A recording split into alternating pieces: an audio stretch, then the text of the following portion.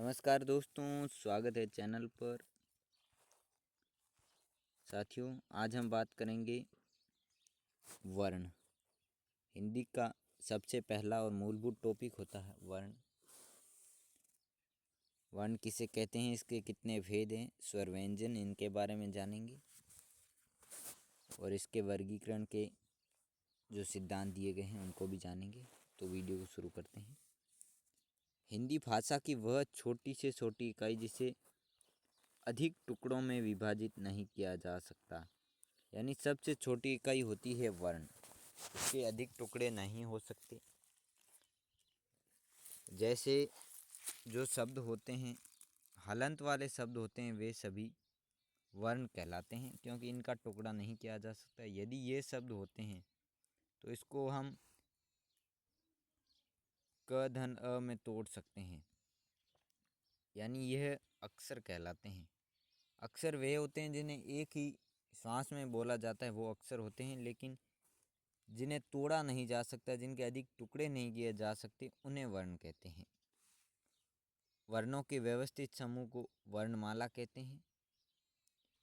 हिंदी वर्णमाला में कुल 44 वर्ण माने गए हैं। टोटल वर्णों की संख्या 44। हिंदी बाल पोथी में से 49 और देवनागरी में है 52 वर्ण माने गए हैं। यदि बात 52 वर्णों की जाए तो 52 वर्णों में आपके स्पर्शी व्यंजन भी आते हैं, इसमें अंतस्थ व्यंजन भी आते हैं, इसमें ऊष्म व्यंजन भी आते हैं, इसमें संयुक्त व्यंजन भी आते हैं, अयोगवाह, उत्क्षिप्त व्यंजनों को भी इसमें साथ काउंट किया जाता है। इस प्रकार से हिंदी देवनागरी लिपि में कुल व्यंजनों की संख्या 52 मानी गई है।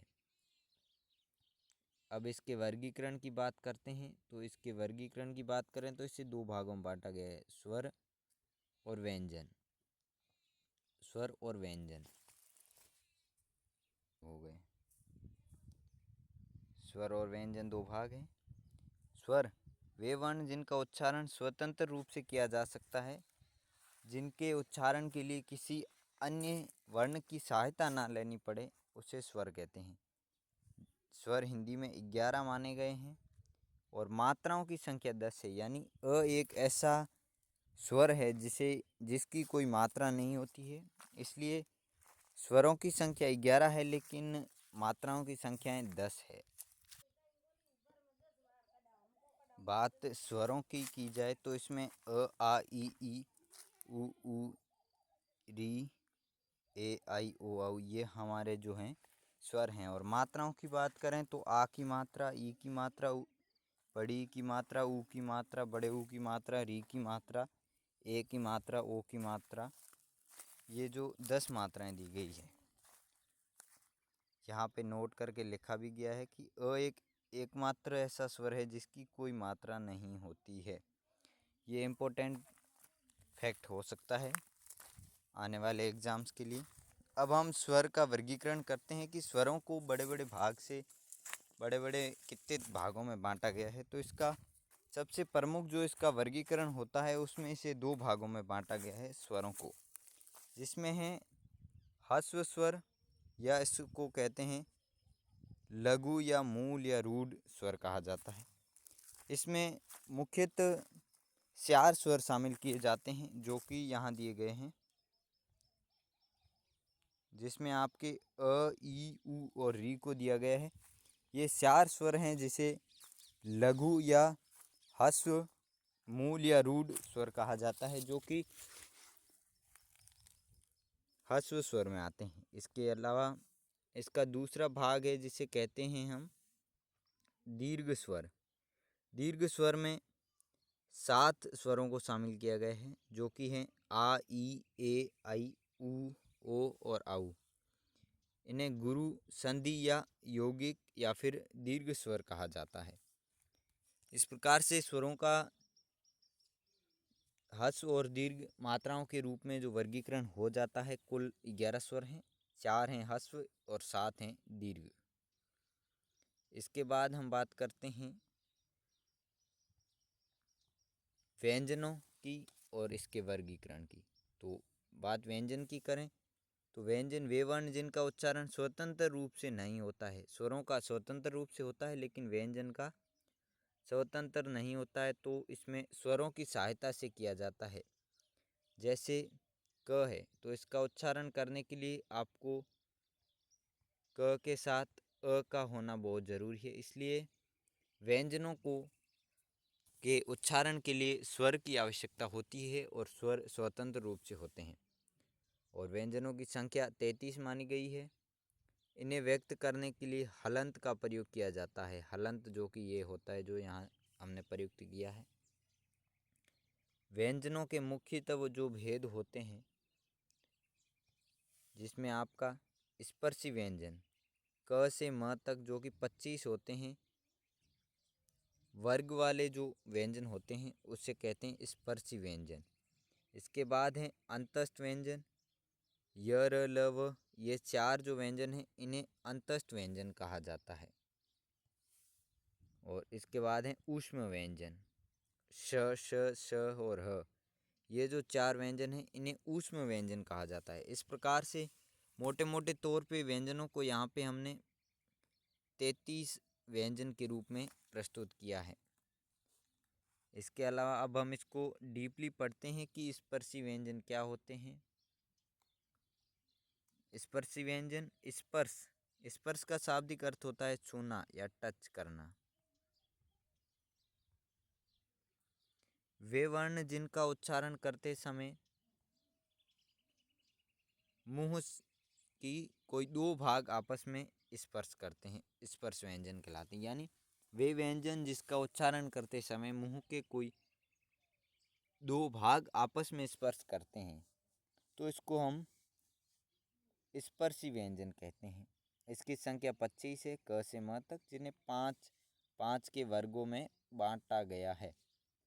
तो अब हम इसको जान लेते हैं कि इसके 5 वर्ग कौन से हैं। इसके 5 वर्गों को देखा जाए तो इसके वर्ग हैं क वर्ग, च वर्ग, ट वर्ग, त वर्ग और प वर्ग। ये जो 5 वर्ग दिए गए हैं ये स्पर्शी व्यंजन कहलाते हैं। ये सभी व्यंजन स्पर्शी व्यंजन कहलाते हैं। और इसके अलावा जो य र ल व होता है उसको अंतस्थ कहते हैं। अंतस्थ का जो शाब्दिक अर्थ होता है वो होता है अंदर की ओर। यानी इसमें वायु को मुख के अंदर की ओर प्रवेश करवाया जाता है। वे वर्ण जिनका उच्चारण करते समय श्वास वायु मुख के अंदर की ओर प्रवेश करती है इसे अंतस्थ व्यंजन कहते हैं। और इसके अलावा आपका है ऊष्म व्यंजन। ऊष्म यानी ये भी 4 होते हैं। ऊष्म का अर्थ होता है गर्म और इसमें वायु भाप के रूप में बाहर की ओर निकलती इसलिए इसको ऊष्म कहते हैं, जो कि गर्म हवा के रूप में होती है। वे वर्ण जिनका उच्चारण करते समय श्वास वायु मुख से भाप के रूप में बाहर की ओर निकलती ऊष्म व्यंजन कहलाते हैं। इनकी संख्या भी 4 होती है। इस प्रकार बड़े बड़े भाग में हम 33 व्यंजनों को शामिल करते हैं, वो हमारे हो गए हैं। लेकिन इसके अलावा भी हैं जो व्यंजन पीछे बचते हैं, वो है जिसमें है संयुक्त व्यंजन। इससे रिलेटेड सबसे महत्वपूर्ण प्रश्न यही आता है हर बार कि इसके मेल का बता देते हैं कि किससे बना है, ये कैसे बना है। तो यहाँ पे दिया गया है श जो है क और स से बना है, त्र जो है वो त और र से बना है, य जो है ज और ण से बना है। ये सबसे इम्पोर्टेंट है। इसका सबसे ज़्यादा एग्जाम में प्रश्न पूछने को मिलता है कि ये किससे बनता है। जो और ज और नी से बना है और स्र जो है स और र से बना है। इसको हम इस प्रकार से याद कर सकते हैं कि इसका जो इंग्लिश में जो मीनिंग होता है, जैसे आप लिखते हैं कक्षा, तो कक्षा को आप अपनी नॉर्मल भाषा में ऐसे लिखते हैं, तो इसका मतलब है कि ये तो क हो गया लेकिन ये शा बचा, तो इसका हुआ क और स से मिलके बन गया कक्षा। यदि हम बात करें इसकी त्र की, तो हम जैसे लिखते हैं त्रिशूल लिखते हैं, तो ये त्रि होता है त और र का।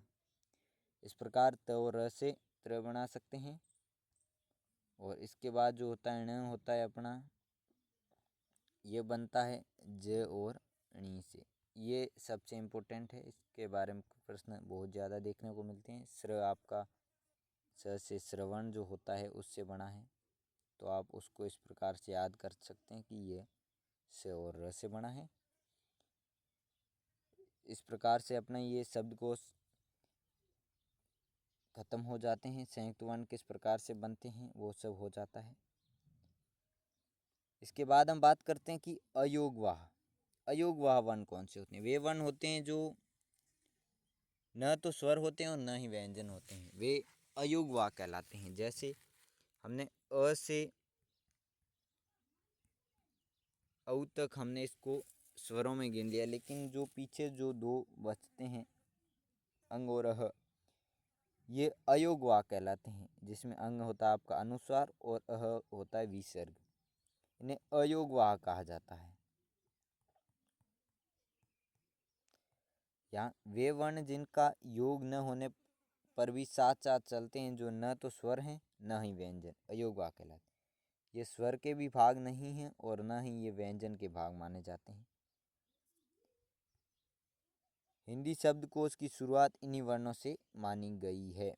यानी प्रश्न पूछा जा सकता है कि हिंदी वर्णों की शुरुआत किन वर्णों से हुई है, तो आपके इन वर्णों से हिंदी की शुरुआत हुई है। इसके बाद आपका आता है उच्चिप्त वर्ण। उच्चिप्त वर्ण वे ध्वनियाँ जिनके उच्चारण में जीवा मुर्दा को स्पर्श करती है, स्पर्श कर तुरंत नीचे गिरती है, उन्हें उच्चिप्त वर्ण कहा जाता है। ये दो होते हैं, ड और ढ, जिनके नीचे बिंदी टाइप का लगता है उसे उच्चिप्त कहा जाता है। आपने कई वर्ण देखे होंगे, जैसे आपका ये है ड है, तो इसके नीचे एक बड़ी सी बिंदी होती है, इसी को उच्चिप्त कहा जाता है। इस बिंदी को उच्चिप्त चिन्ह कहा जाता है।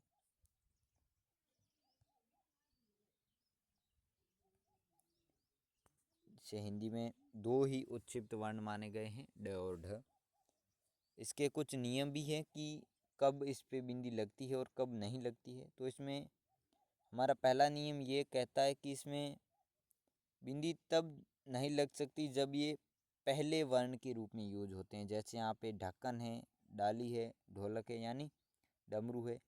यहाँ पे जो पहले वर्ण के रूप में यदि ड और ढ को आप यूज करोगे शब्द में, तो यहाँ पे आपकी उच्चिप्त नहीं होगा, तो उसमें बिंदी नहीं लगेगी। और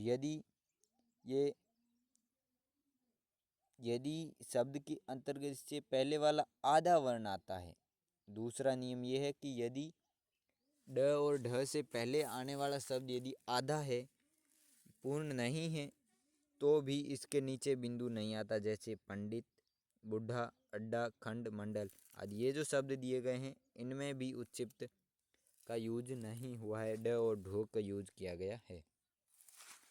उपयुक्त ये दोनों नियम ही हैं जो जिसमें उच्चिप्त नहीं लगते हैं। इसके अलावा जो बीच में होते हैं, जैसे पढ़ाई है, लड़ाई, सड़क, पकड़ना, इन सभी में आपके उच्चिप्त वर्णों का यूज किया गया है, आप देख सकते हैं।